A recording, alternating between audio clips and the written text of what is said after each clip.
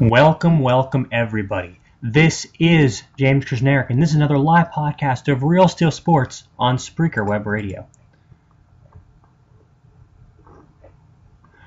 I hope that everybody enjoyed Wild Card Weekend.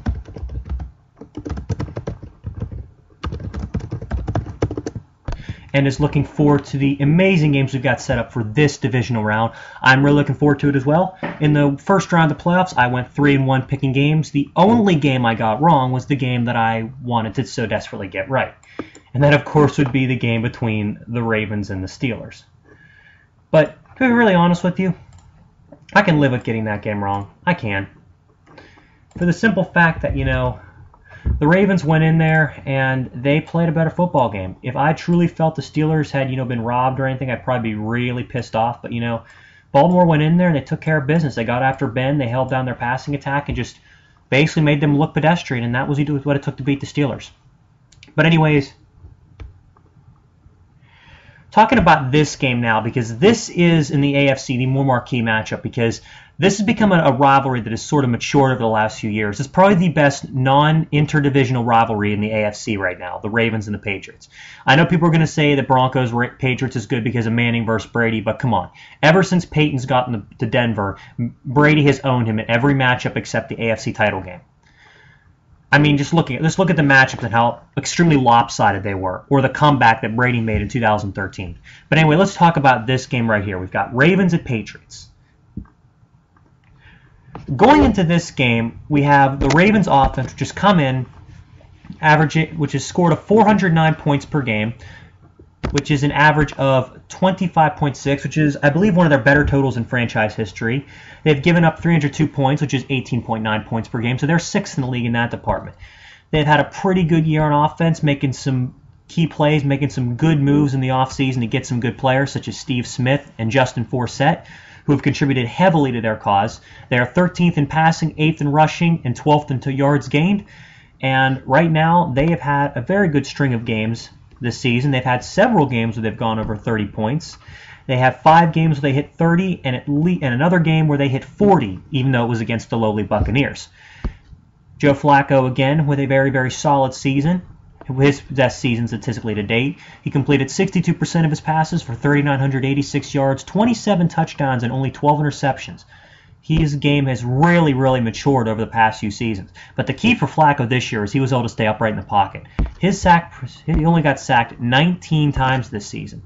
When you compare that to previous seasons, his sack percentage was so much higher. He got sacked 48 times last year, 35 the year they won the Super Bowl, and 31 the year before that. So the guy was getting hit a lot.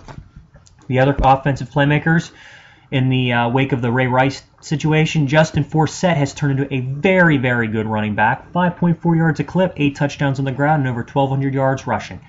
And the passing game, gotta love the Smiths. Even though they're not related, Steve and Torrey Smith have combined for over 1,800 yards receiving and 17 touchdowns. And they have been the key contributors on offense, at least passing the ball. They've had smaller contributions by guys like tight end Owen Daniels, backup running back Bernard Pierce, and, of course, their other wide receiver, Marlon Brown. Now, as we scroll on to their defense, they again had a very solid defense this year, better than it was last year. They were 4th in rush defense, and although they're 23rd in pass defense, that statistic's a little bit misleading because they were very good at forcing teams to punt, and they were also very good on the pass rush. If you look at the pass rush they brought to the table, it is one of the most fearsome ones in the league this year if you just look at what they were putting up.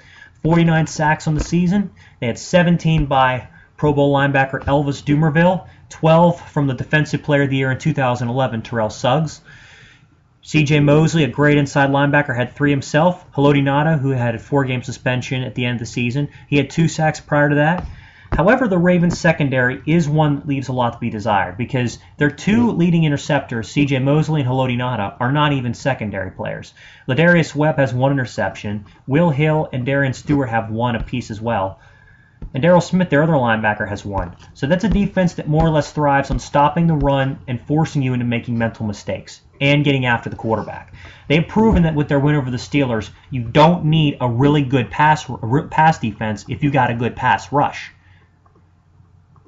I mean, 49 sacks in the year, that's incredible. They bring in a very solid team, and they're going to be a tough out in the playoffs. Taking on the New England Patriots, a team that went 12-4, number one in the AFC, 29 points a game, 19 points a game allowed, one of their best defensive performances of the past few years. Looking at it this year, the Patriots are currently 13th in total defense, 11th in yards gained, 9th passing offense, 17th against the pass, 18th rushing offense, 9th against the run. Tom Brady, again, another great Pro Bowl season out of one of the best players to ever play his position, completing over 64% of his passes, 33 touchdowns, and measly 9 picks. Very solid year out of him.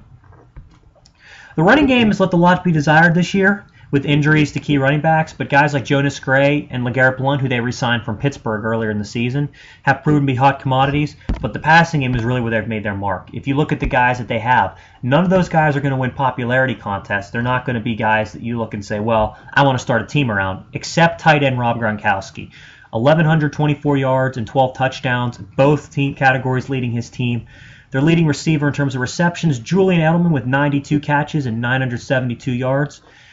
Brandon LaFell, 74 catches, 953 yards, and 7 touchdowns. A very solid team.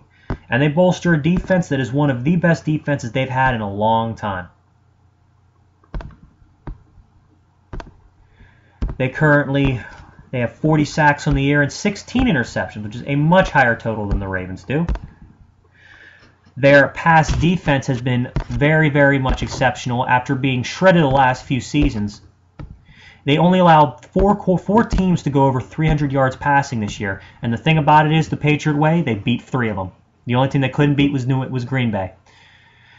Their run defense struggled earlier in the year, but has consistently gotten better.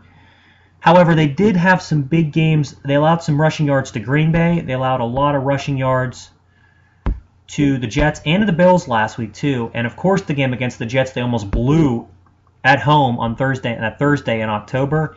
They gave up 218 yards rushing. So they're a team you can move the football against, particularly on the ground.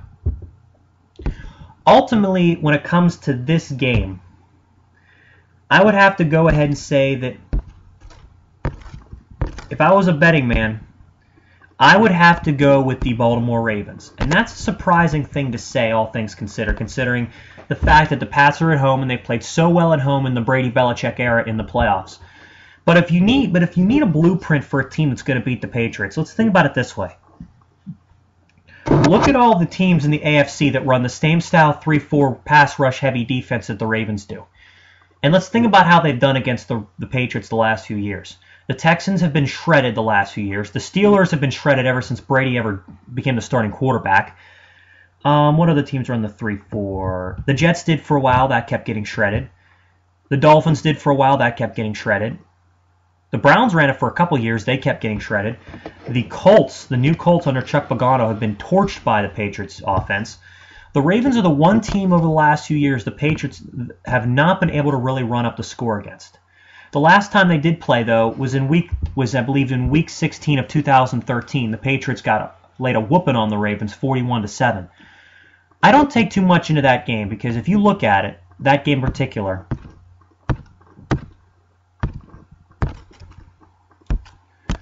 looking at the scoring from that game, 2 of those touchdowns for New England were defensive touchdowns. Brady only ran for 1 touchdown. Brady ran and threw for 1 touch. Brady threw for 1 touchdown. That was it. And if you look at it, the Ravens were in such a state of disarray at that point. The bottom completely fell out on that football team. And if you look at where they finished after winning the Super Bowl, they lost their last 2 games to the Patriots and the Bengals by a combined 51 51 points.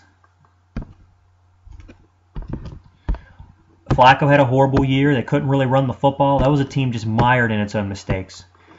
And the way that I see it, this team in Baltimore is so much better than they were at this time last year. It's almost like when this team goes into the playoffs and they win and they get ready to play and they play against good teams, that they start to play better. Because if you look at what the Ravens have been able to do to Tom Brady over the last few meetings, besides that one I just mentioned, they held him to 13 points in the AFC title game in 2012-13. The year before that in the AFC title game, They held them to 23 points, even though they lost. They held New England to 30 points in the 2012 season, but that was the year Baltimore's defense wasn't as good, and they still held Brady down. And if you look at the 2010 season, the year that Brady won MVP and threw only 4 interceptions and 36 touchdowns, Baltimore only lost by a field goal. The Ravens have really given the Patriots a lot of trouble the last few meetings, and to be honest, other than Rob Gronkowski, I know LaFell and Julian Edelman have had good years, but are they going to be able to create separation against a Ravens team and get enough separation in time so Brady doesn't have to get decked? Because if you look at what the Ravens are doing this year, you have to account for Elvis Dumervil and Terrell Suggs. Oh, by the way, Haloti Ngata's back. That is a formula for disaster because it takes pretty much 6 guys to block those 3. I can't even imagine what the Ravens could do with the other 8 on that defense. They're just that good at making plays, and they're just that good at making you screw up. They're good at getting after the quarterback, and they are going to just drive you nuts.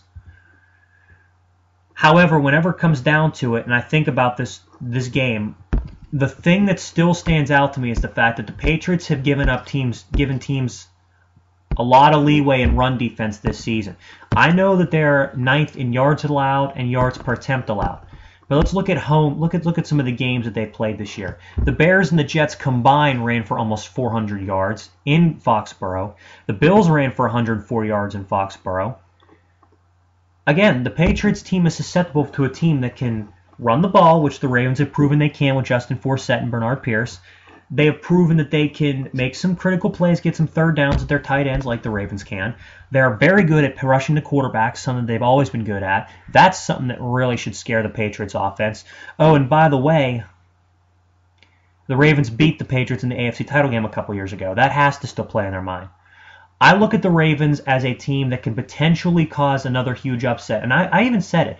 After the Ravens manhandled the Steelers, I'm like, you know what? Going into Foxborough and beating the Patriots is not impossible. Especially because the fact that the Patriots, the last few games of the regular season, did not look all that solid.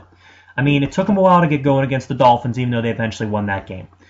They barely beat the Chargers in San Diego. They barely beat the New York Jets. If the Jets had made that long field goal, they'd have lost.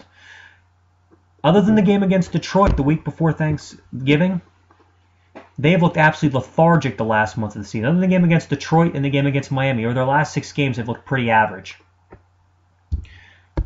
But the final tally is this. The Ravens are a hot football team right now. They're playing very, very well. If you look at the way that they've played to finish out the season, they went 3-1 over their last 4. They beat the Dolphins and Miami impressively. The Jaguars at home, they overcame a lot of mistakes. Houston was a bit of a hiccup. In Cleveland, they really came alive in the fourth quarter. But when they went to Pittsburgh and just dominated the Steelers, that sold it to me. That told me right there that this team can do it. The Patriots do have one advantage, though, and that's obviously home field. But they have Tom Brady, who in his career historically has had some good games against the Ravens, although not recently. The problem with the Patriots is this. If Rob Gronkowski does not have a big game or gets hurt, Julian Edelman and Brandon LaFell are not going to beat the Ravens, bottom line. In terms of running the ball, the leading rusher for the New England Patriots this year is Jonas Gray, who's got 412 yards rushing. Oh, by the way, he had over 200 of it in one game. The bottom line is the Patriots are not as consistent as led to believe. The Ravens are a team that's playing well and that can cause an upset. I'm going with the Baltimore Ravens in an upset here. I'm thinking maybe 27-24, something along those lines. I don't know if it'll be the last second field goal. I think the Patriots might score and make it closer, but I think Baltimore right now is playing well. They're moving the football, and they are making it extremely tough to beat them. So I'm going with the Baltimore Ravens to win this game. That's all that it is for me right now. I hope you guys enjoyed that first segment. Whenever the break is over, I will be coming back, and I will also be talking about the next game on my list, which would so happen to be the Carolina Panthers at Seattle to take on the Seattle Seahawks. So take care, have a good one, I'll be right back.